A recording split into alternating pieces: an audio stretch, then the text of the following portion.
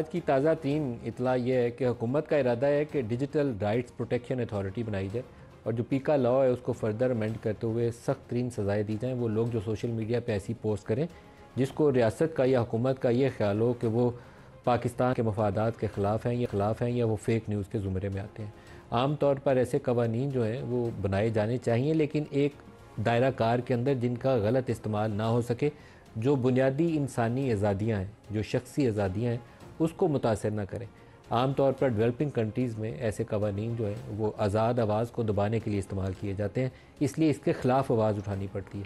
یہ سوال اٹھانا پڑتا ہے کہ جب آپ کہتے ہیں کہ 5 سال کی سزا دیں گے یا 10 لاکھ کا جرمانہ ہوگا تو آپ کتنا ٹرانسپیرنٹلی اس پروسیس کو آگے لے کر چلیں گے؟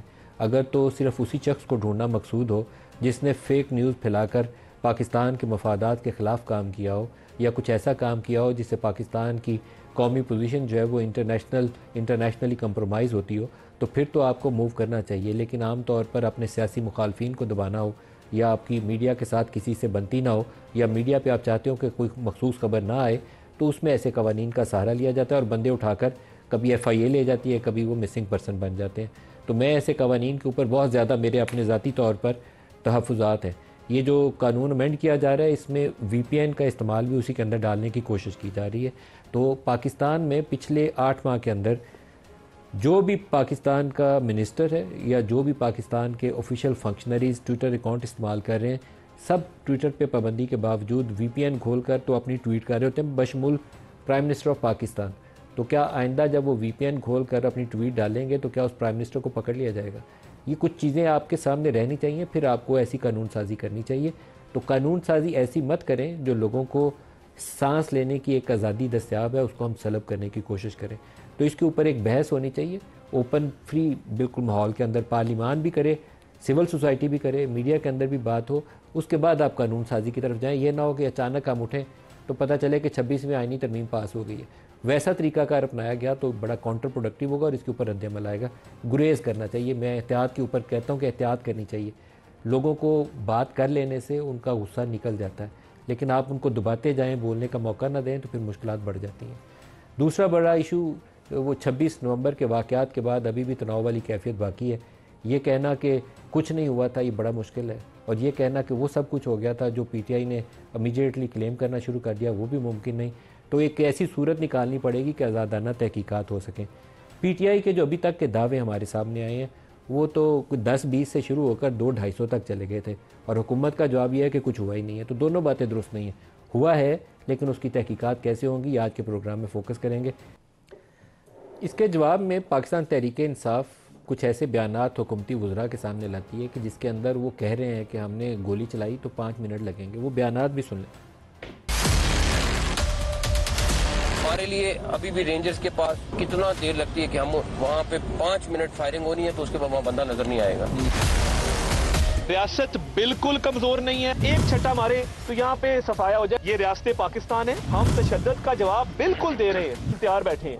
عام طور پر موب کو کنٹرول کرنے کے ریاستی سطح پر اصول و ضوابط ہوتے ہیں اور اس کو وائلیٹ نہیں کیا جاتا۔ بہت ہی غیر معمولی صورتحالوں کی نہیں تو گریز کیا جاتا ہے۔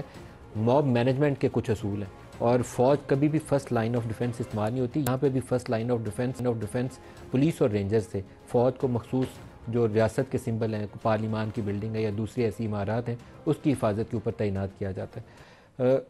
فیصل واڈا صاحب، 26 کو کیا ہوا آپ کی زبانی؟ بہت شکریہ ندیم ملک صاحب۔ دیکھیں ندیم ملک صاحب، سب سے پہلے تو یہ کہ جو 26 کو ہوا وہ بڑا ہی بھیانک کام ہوا اور بہت خطرناک کام ہوا اور بہت گندا کام ہوا اور پاکستان کے خلاف کام ہوا، اور اس سے پی ٹی آئی کو نقصان ہوا اور عمران خان صاحب کے لیے شدید مشکلات سیاسی طور پہ ہو گئی۔ سو دھرنا تو کسی طور پہ یا جو بھی پروٹیسٹ تھا ڈی چوک کے اوپر، جب وہ انلیگل ڈیفائن ہو چکا ہے اور کورٹ کا آرڈر آ گیا تو کنٹیمپٹ آف کورٹ کے ساتھ ساتھ وہ انلیگل ایکٹیویٹی تھی۔ ہیونگ سیڈ دیٹ، اس میں جو بی بی کا رول رہا، جو گنڈا پور کا کمپرومائز رول رہا، جو انہوں نے بڑے بڑے بال اور داڑھی اور انگوٹھیاں پہن کے جو اشتعال دلایا ڈرائنگ روموں میں بیٹھ کے، مطلب انسان کا جسم بڑا ہونے سے کچھ نہیں ہوتا، دل بڑا ہونا چاہیے۔ چوہے کا دل رکھ کے آپ اسے طبلہ بجا سکتے ہیں اور خود سامنے نہیں آئے، اور ساری لیڈرشپ غائب رہی۔ اور پھر ڈی چوک کا بھی ڈرامہ آپ نے دیکھا کہ ڈی چوک پہ بیگم صاحبہ بھی فرار ہو گئی اور گنڈا پور بھی فرار ہو گیا، اور انہی کے اپنے کارکنوں نے ان کا پھینڈا بھی لگایا اور پھر ہم نے کہانی سنی کہ بی بی نے کہا کہ وہ ان کو زدوکوب کر دیا، اس کو بھی میں نے بریک کیا، اور اس کا پھر اگلے دن آپ لوگوں نے سی سی ٹی وی فوٹیج چلائی کہ بی بی گاڑی میں ٹہلتے ہوئے بیٹھ رہی ہیں گنڈا پور کی. پھر اس کے بعد بیان یہ آیا کہ ٹائر فلیٹ ہو گیا تھا، پھر وہ جھوٹ پکڑا گیا بی بی کا. پھر بیگم صاحبہ نے کہا کہ جی کیمیکل پھینک دیا، ان کے ترجمان نے کہا، وہ فارغ ہو گئیں، وہ جھوٹ پکڑا گیا. پھر وہ نمودار ہو گئیں ایک میٹنگ کے اندر زدوکوب ہونے کے بعد، اور اس کے بعد عمران خان صاحب کو سیاسی دلدل اور تباہی کے دہرانے پہ پہنچا دیا. کیسے؟ یہ سب کچھ کر کے مشکلات، تکلیفیں اور ریلیف تو ان کو نہیں مل رہا نا، تو وہ گزر رہے ہیں. مشکلیں بڑی عمران کی، بہت زیادہ بڑھ. کیا ہوا عمران کو؟ ابھی تو شروع میں آپ نے دیکھا ہے کہ سختی اب کہ ملاقاتیں نہیں ہو رہی تھی. اس کے بعد جو یہ آگے ریئیکشن تھا دھرنے کے بعد، دیکھیں یہ تو انڈرسٹوڈ سی چیز ہے نا. اب آپ نے کل ایک مثبت عمران خان صاحب نے اسٹیٹمنٹ دی، آج کے وہ آپ پارلیمنٹ میں جائیں اور سڑکوں سے نکل کے وہاں بات کریں، اچھا پازیٹیو. دھرنے کو تو انہوں نے سپورٹ کیا. ٹھیک ہے، جو ہم نے جو گوہر صاحب کی بات سنی میں اس کے بعد بات کر رہا ہوں. ٹھیک ہے، اس حساب سے ایک اچھا تھا. انہوں نے کہا کہ پی ٹی آئی نے ٹویٹر کے اوپر عمران خان کے ٹویٹر ہینڈل سے پھر غلاظت اور وینم اسٹیبلشمنٹ کے بعد کیا کیوں؟ یہ سارا کچھ کیوں ہو رہا ہے؟ سوری کہہ رہا ہے وہ پاگل ہو گئے ہیں، بیگم صاحبہ جو ان کو پھنسا رہی ہیں، گنڈا پور اپنی کمپرومائز سیاست کر رہے ہیں. یہ ٹویٹر اکاؤنٹ سے ایک لیکن آپ بشرا بی بی کو کیوں الزام دے رہے ہیں؟ میں یہ نہیں سمجھ سکا. آپ یہ کیوں کہہ رہے ہیں کہ وہ عمران کو پھنسا رہی ہیں؟ اچھا چلے، میں اگر ان کا رائٹ نہیں ہے کہ وہ پروٹیسٹ کریں اپنے ہسبینڈ کی رہائی کے لیے؟ ملک صاحب میں اس کو تھوڑا سا ملک صاحب میں آپ کو تھوڑا سا ندیم صاحب کلیئر کرتا چلوں. 25 سال سے ایک آدمی، پہلے میں شروع کرتا ہوں کہ جمائمہ صاحبہ کے ساتھ جب ان کی طلاق ہوئی تو وہ قانونی طور پہ برطانیہ قانون کے تحت اربوں ڈالر کے آدھی جائیداد کے ان کے مالک تھے، انہوں نے نہیں لی. تو اس کا مطلب ایک آدمی نے مثال کے طور پر 10 کروڑ روپے نہیں لیے تو 10 لاکھ کی چوری نہیں کرے گا. یہ دماغ یہی کہتا ہے، ہم نے بھی اس کو یہی دیکھا تھا. پھر 2018 کے بعد توشہ خانہ ہو گیا، گھڑی ہو گئی، گوگی گینگ ہو گیا. یہ سب چیزیں بی بی کی اور ان کے بچوں کو بینیفٹس ملے، اس کے ہمیں نہیں ملے، نہ بچوں کو ملے نہ عمران خان کی بہنوں کو ملے. میں غلط ہو سکتا ہوں، عمران خان کی بہنیں تو غلط نہیں ہو سکتی. ٹھیک ہے. دوسری چیز یہ کہ اس خاتون کے آنے کے بعد جلاؤ گھراؤ اور جو انفارمیشن ملتی تھی فیض کو ایز انٹیلیجنس چیف، وہ رات کو شام کو ان کو دے دیتے تھے. وہ بکرے کے سینگ پکڑ کے رات کو خان صاحب کو بتا دیتی تھی، کبھی پیدل چل رہی ہیں، الٹی چل رہی ہے، کبھی.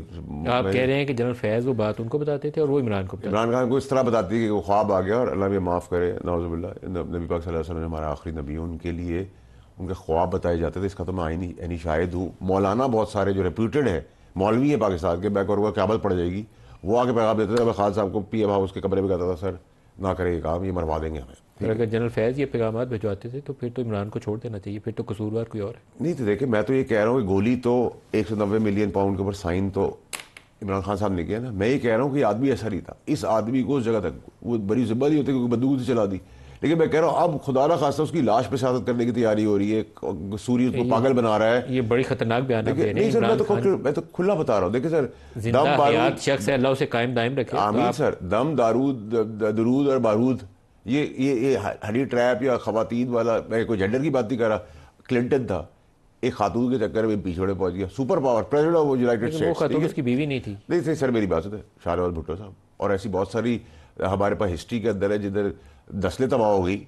آپ کو پتا ہے بادشاہت چلی گئی، سڑک پہ آگے لوگ. دیکھیں سر میری بات سنتے، قید اگر میں آپ کے یہاں بیٹھا ہو، آپ مجھے کافی پی رہے، میری بیوی چلتی بھی آئے، مثال دے رہا ہوں، وہ کہتا ہوں یہ کافی نہیں بھی، یہ کافی پی، تو آپ نہیں اس کو روک سکتے. اور میں کہتا ہوں نہیں ندیم علی صاحب میں پی رہا ہوں.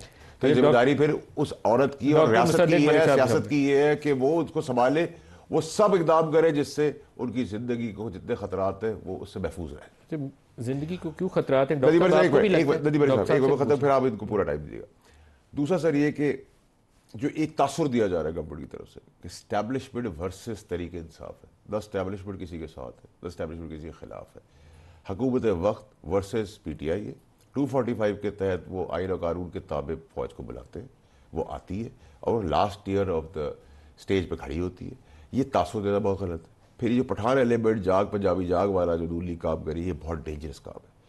پٹھان نہ پاکستان سے ہٹ کے، نہ پنجابی، نہ بلوچی، نہ سندھی، نہ مہاجر، یہ سب پاکستانی ہے. اور یہ جاگ پنجابی جاگ والا کھیل از نانسنس کے. میں اس کی مذمت کرتا ہوں جو کام ہو رہا ہے. آخری اور موسٹ امپورٹنٹ چیز سر جو آپ کو ان کو مجھے سمجھنے کی ضرورت ہے، آج آرمی چیف کا بیان ہے بلوچستان کے اندر کہ فوج اپنی عوام اور اپنے ملک کے ساتھ کھڑی ہے، نہ وہ کسی سیاسی پارٹی کا حصہ ہے، نہ وہ کسی کے مخالف ہے، نہ کسی کے ساتھ ہے.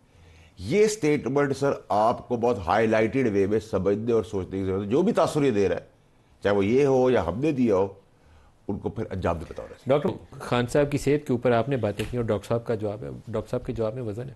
دیکھیے ندیم ملک صاحب، میں نے ایک تو صحت کی بات نہیں کی، میں نے کہا ان کو پاگل قرار دے رہی ہے ان کی پارٹی کے لوگ، سوری، قاسم سوری۔ لیکن آپ تو عمران خان کی جان کو کہتے ہیں۔ میں تو دیکھیں انہوں نے بہت ٹھیک بات کی صدیق صاحب نے کہ میں کوئی آنائے کے نام میں بات نہیں کر رہا، میں کھل کے بات کر رہا ہوں۔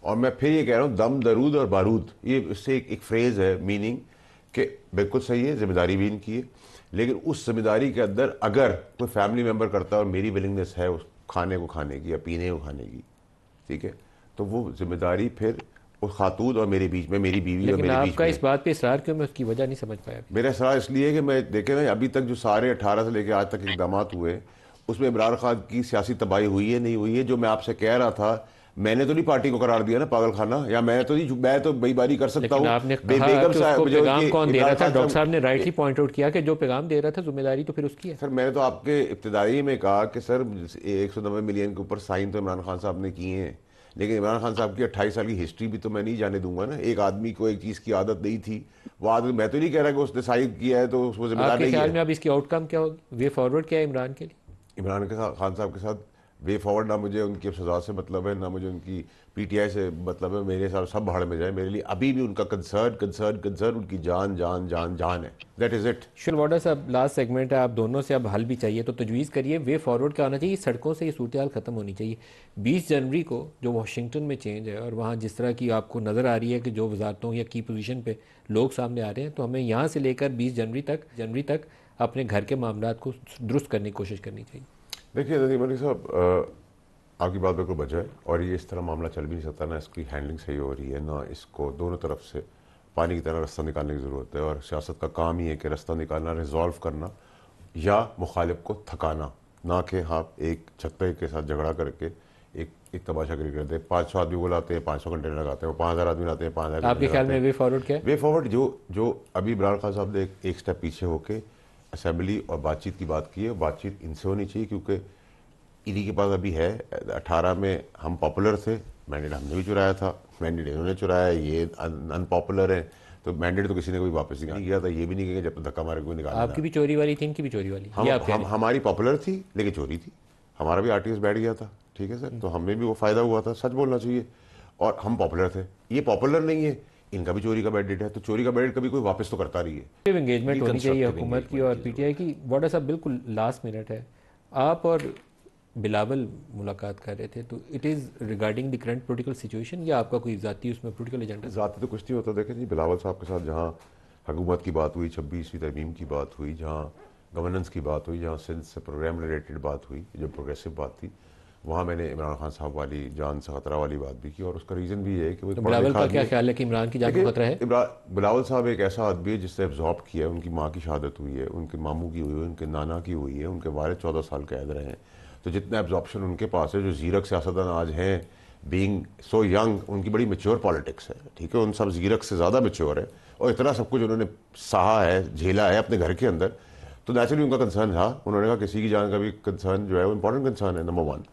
نمبر 2 یہ ہے کہ دیکھیں سر، اس ٹرائکا کے اندر میں نے تو یہ کہا تھا کہ میں بلاول صاحب پاس جاؤں گا، کیونکہ وہ فرسٹ چکر آپ کل ڈاکٹر صاحب کے پاس بھی لگائیں نا، میں اپنے کام سے بھی، میں حکومت کے پاس بھی جاؤں گا، مولانا صاحب کے پاس بھی جاؤں گا، میں MKO کے پاس بھی جاؤں گا، میں اب 15 کے بعد بیرون ملک جا رہا ہوں، بہت سارے ملکوں کے دورہ کر رہا ہوں، اس کے اندر بھی میں یہ چیزیں رکھوں گا، مجھے تو کچھ نہیں چاہیے، نہ میں PTI میں جا رہا ہوں۔